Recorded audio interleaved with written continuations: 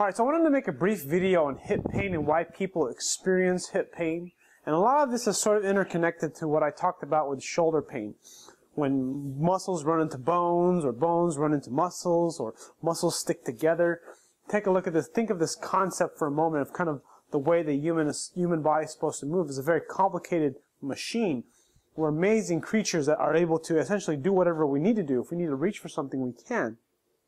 And in some cases, at the detriment of poor movement patterns that inevitably cause injury, like exercise, doing things wrong too many times.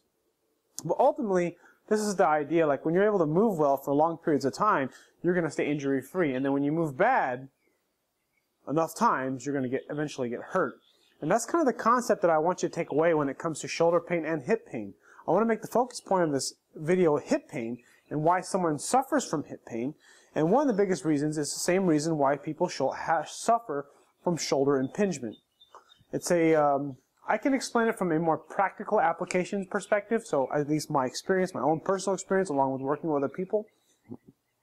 And then there's the more scientific, and I'm going to try to blend both of them together because I'm not a physical therapist. I didn't go to 8 years of school to do this, but then I've got a lot of experience of solving my own hip problems and own hip issues. Now the shoulder, like with shoulder impingement, your shoulder gets pinched. You know, with a shoulder impingement, when people have shoulder pain, typically, most common type of shoulder injury. Now with hip pain, it could be a soreness kind of in the joint, like in the pelvic region right here in the front, right here. And sometimes what happens is people get stuck into like anterior pelvic tilt or an excessive arch in the lower back. And this is kind of a really good way to understand kind of what happens. What this does, it kind of makes very bad spinal position, right, with the lower back. This will inevitably lead to lower back problems over time for some people. Actually, for a lot of people, but some people can tolerate it longer than others. And then when they're just kind of when the pelvis tilts forward, right? Think of that for a second. Think of the bowl of the pelvis, right? It's sort of like this, and then that bowl begins to kind of tip forward. What happens is it changes the mechanics a little bit of the femur bone, the upper thigh. And then what happens is that hip kind of closes in like this, or the hip tilts, the front of it tilts forward, so then when the leg comes up, it runs out of space. So basically this is about as high as I can go. Now if I were to kind of put my hips into neutral, I have a little bit better position. Now from a kind of really good explanation to kind of see how this works, if I pick my leg up and I arch my back, look what happens to my position in my hip, right? And then if I move my hip, if I get out of this anterior pelvic tilt and I roll forward, look what happens to my thigh here. It also rolls forward, so I get a better angle. And just think about that, because you got your upper thigh bone, and then you got the pelvic bone, the pelvis, right? And then they work together, but they're separate instruments, they're separate body parts, right? So when the hip tilts forward too much and the back arches, and the knee comes up, what happens is you basically have a part of the front of the hip bone that makes it so that the upper thigh runs into the hip, which is kind of why when I lift my leg up and I arch my back, my hip comes forward, my leg will want to come down. Whereas if I roll forward, it'll come up. There's a reason for that, because there's not enough space. There's not enough space here. Now I'm showing you basically a good example of really bad flexibility, because I don't have really good flexibility. Now let me show you my right side, because it gets worse over here. If I pick my leg up here, I run into a lot of other issues. Excuse me, I'm losing my balance here. So I pick my leg up here, I run into some other issues. See how much my leg, so if I arch my back, look how much hip flexion I have, or basically without pulling my leg up. And then if I put myself into neutral, you'll see my thigh go straight just like this. And what's happening is this femur bone is basically running in, is basically trying to create space in the front of the socket here. So when people have hip pain, essentially what's kind of happening is the muscles around the joint are trying to facilitate the hip and the femur.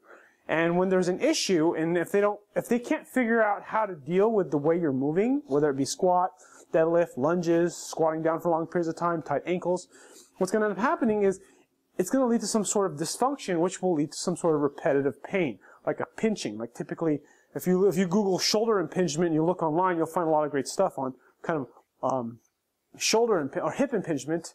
And I forgot what the name of the word is, but I guess hip impingement. But then that's hip impingement from the medical side. It's kind of more like it's actually a really bad condition. But then there's an onset for what will happen prior to hip impingement from, from basically moving wrong for a long time, basically sitting and then squatting bad. So, and again, just taking this idea further, like I was talking about keeping my leg upright, arch to the back, pelvis forward. Now think about this for a second. If I'm squatting and then I have hyperextension, too much hyperextension in the low back, basically making my pelvis tilt forward too much, what's going to happen is I'm going to run out of space. So then I have to lean more forward. So it's kind of like your hips and your femur bone kind of don't move well together, which kind of leads to sort of a very bad movement pattern. Hope this kind of makes sense.